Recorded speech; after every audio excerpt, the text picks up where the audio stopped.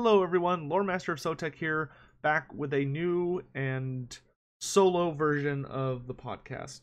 So I know for many of you, the last time we did a podcast was a while ago, and I did 2 episodes with Italian Spartacus, but unfortunately, in recent months, his schedule and my schedule don't line up at all, and it's proven very difficult to collaborate for podcasts. So I'm just gonna do it by myself. Obviously, I will attempt to have guests on from time to time. So, if there's a big deal, say with 40K, we might try and have Italian or Turn on come join us. Or if it's a big deal with Total War, we might try and get Dov or Professor Pone or someone like that. Or, Blood Bowl will get the relevant people. So, I hope you're all having a great day, and let's go ahead and get into it. So we're going to start with what's going on with Games Workshop these days, because I'm going to start trying to have a greater focus on my channel on tabletop. I'm hoping to start my painting series soon once I figure out a acceptable camera for that. Hopefully my phone camera will work, but we'll figure that out. So they've basically released a new game called Rogue Trader. It might be an old game that they're bringing back, but I'm not super interested in the game itself per se, but the new models look amazing, especially for Nurgle. I know I'll be sending these over to Turin, but these Nurgle mutants are just disgusting. There's like big maggot worms and little Nurglings with helmets, but you have to admit, Games Workshop has been putting out some pretty all-star models. So if you're a Death Guard player and you're maybe looking to add to your collection a little bit, or perhaps you're looking for a new game to play, you might check out Rogue Trader, which of course is also coming. I think these guys are Death Corp. I'm not sure who.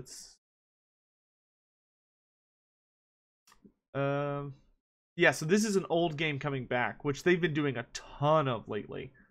Looks like and then Kill Team is going on right now, and Kill Team is very popular. Kill Team is essentially a really neat starter set game that if you're looking to get into 40K, it's more skirmish based, but it's really easy and approachable for new players and lends itself well to people who are just starting their collection. And they released a couple new teams. So we have Team Mortali here, which looks kind of something like Space Marines. And then the Dark Eldar have been released. And then they, of course, released a board and some more terrain because, Games Workshop, but they've got Tyranids and all sorts of other crazy stuff. If you're looking to get into 40K and you want like a really light entry into it and a fun game to play that's, notably shorter to play, then you might check out Kill Team. It might be good for you. Then they have very lightly teased that there is an expansion coming to Warhammer Underworld, which the first one was the Shadespire series, which Shadespire I have not had the pleasure to play it yet, but I have heard good things, and I hope to play it. It's sort of like Age of Sigmar's answer to Mordheim, though it doesn't have like crazy over-the-top fancy terrain. It's more about like grid systems and such. But there are quite a few interesting warbands, and they recently added cards and tokens. It has unique dice and all sorts of other stuff. I haven't played it, so I don't really know how yet. But it's one of those things I really hope to get into maybe this year around Christmas. But in any event, and if you're wondering why there's so much news, it's because Europe is having a Warhammer festival right now. Then here's the biggest news in my opinion. So they've announced that there's a new faction coming for Age of Sigmar, which is great because after they released Age of Sigmar 2nd Edition, it's been a little quiet on that front, which has sucked for me because it's basically meant that it's been a dead season for Total War Warhammer and Age of Sigmar at the same time. If you're a fantasy fan, it has not been a good, month and a half or 2 months.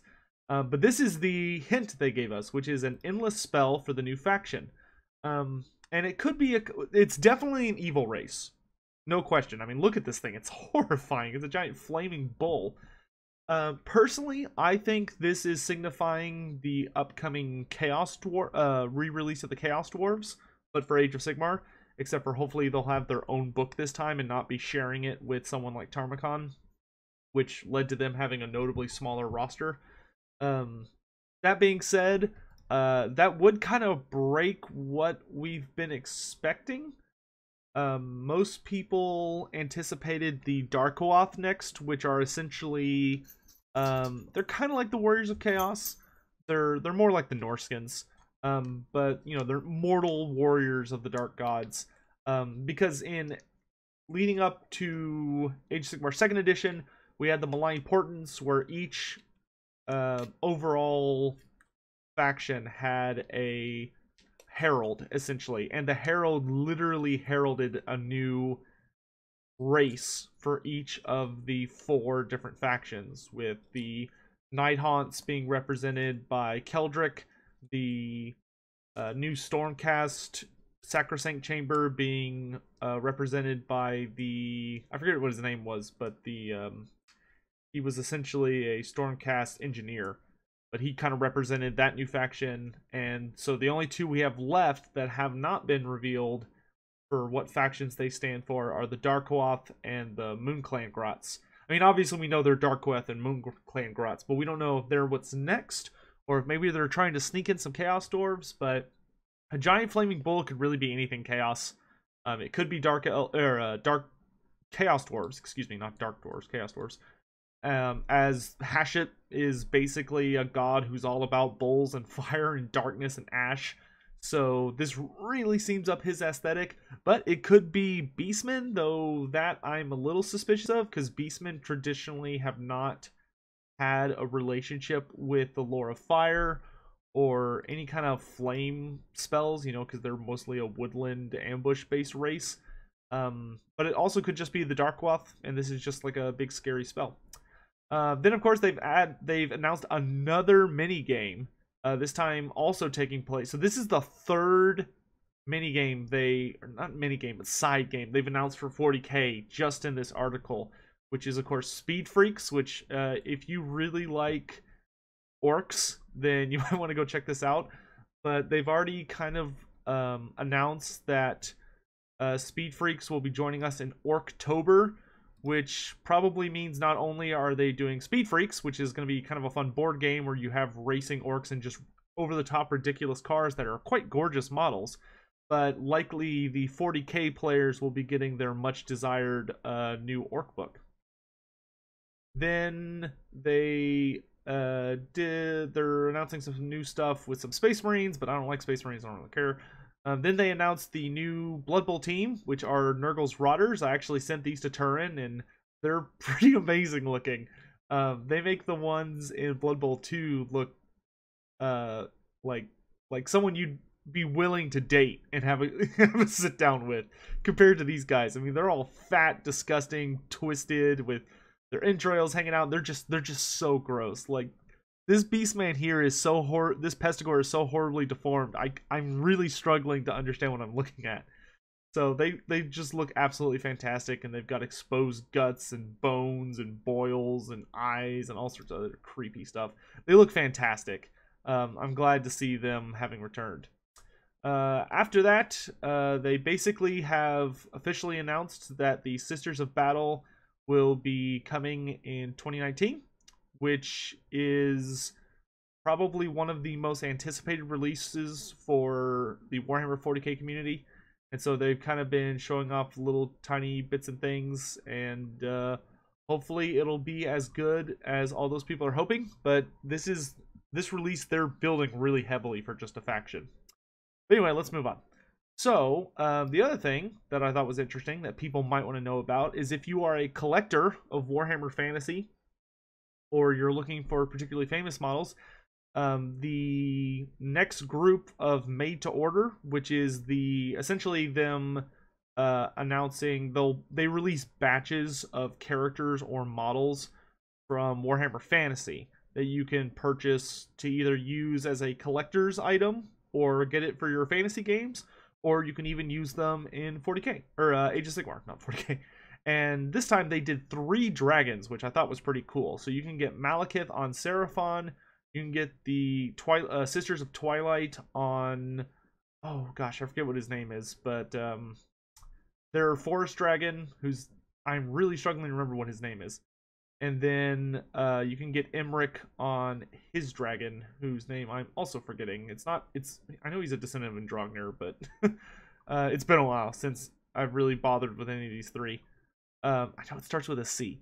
But all these guys, they're pretty old models. I mean, this was the model Malekith was rocking during the end times, and it's like, whew, it's not aged spectacularly well. So, because I think you had to use a conversion to put Malekith on the Black Dragon that showed up during the Storm of Magic. And then, of course, Emmerich, this was his dragon model, which I have a copy of this one. It was plastic, which was a mercy, but man, it's just a lot to paint. This is back, of course, when the dragons were much more serpentine than they are now. But that was more due to modeling restrictions. You know, they wanted the dragons to be big and scary, but they also wanted them to fit on a 50 by 50 millimeter base, which is really tiny. So all the dragons were these, like, they literally looked like snakes that had wings and limbs. But really gorgeous models from like a nostalgia perspective, and their new recast has has a lot of really gorgeous details. So if you're interested in trying to pick those up, then go ahead and go for it. And you can play them in Age of Sigmar, which, speaking of Age of Sigmar, comes to the announcement that really made me want to make this video, which is that,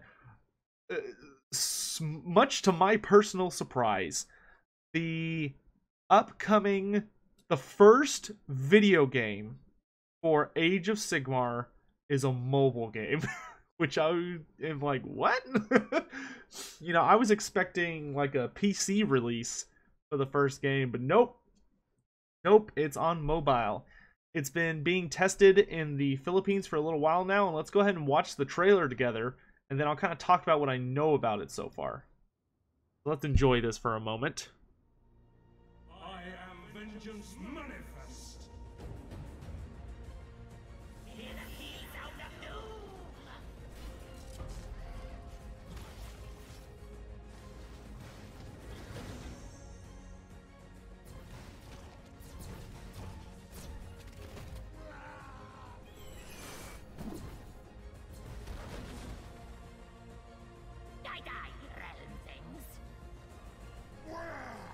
These realms is mine. Your souls are forfeit. Unleash the storm. The fist of Gaul.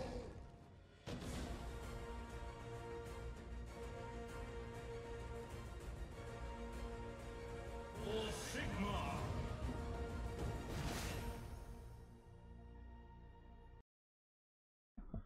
Alright, so that is Realm of War, which will be launching this fall. So, a couple of thoughts.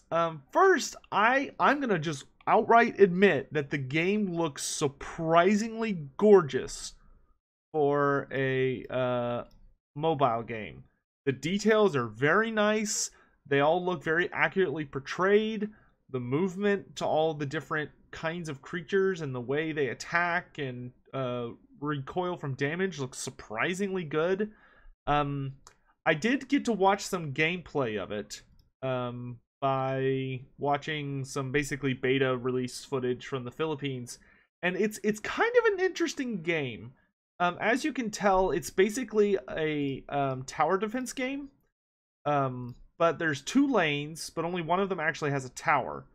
And kind of the whole deal is there's a timer, and whoever scores the most victory points by the end of the timer wins.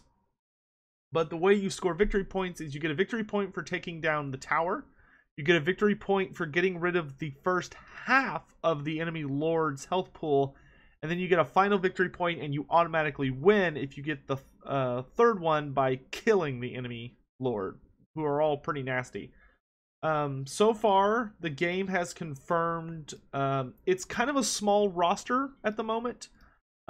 Basically, there is 1 playable lord for every faction. So you have the Skaven Lord, Squeal Gnawtooth, I think his name is. Let's see, they have a kind of a, yeah, there's Scretch Gnawtail. So Scratch Knottail, who has a Warpstone eye, which is kind of a neat touch. He's probably the weirdest member of this roster because he's not a famous character. To the extent of the others, I have seen his name mentioned from time to time, and I believe he's associated with Thanquol. But, you know, you figured they would have just used Thanquol and Bone Ripper. But also having Skaven represent Chaos is kind of bold, in my opinion.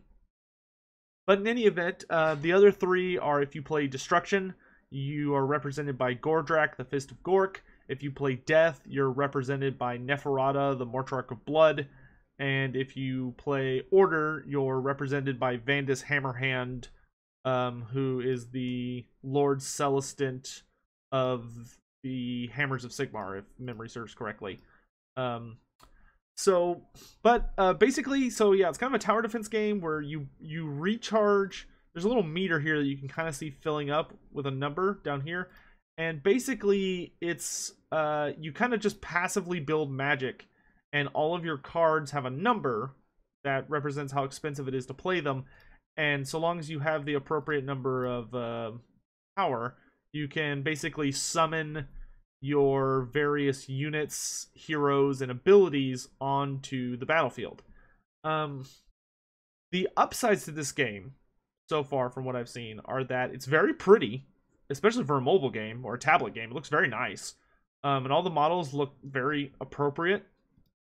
And it seems to have the ability to be kind of interesting. The downsides, though, are that, you know, obviously it's a mobile game, which means that it has a form of microtransactions. Though from the footage I was watching, at least in the beta version, the microtransactions were not terrible. They were reasonable. But essentially you kind of collect card packs, and every pack, you know, has cards that most of them are like you either earn some money or you get a new unit or a new hero. And basically the way it works is there's a level up system for cards, but the way that works is you have to get a certain amount of said card, and once you have it enough times, you then spend a little bit of money in addition to turning in all of those repeat cards to level up the card to improve its stats or what have you. But it looks really interesting. There's also some kind of issue, or there is apparently some various benefits and bonuses depending on what faction you pick and the cards you use.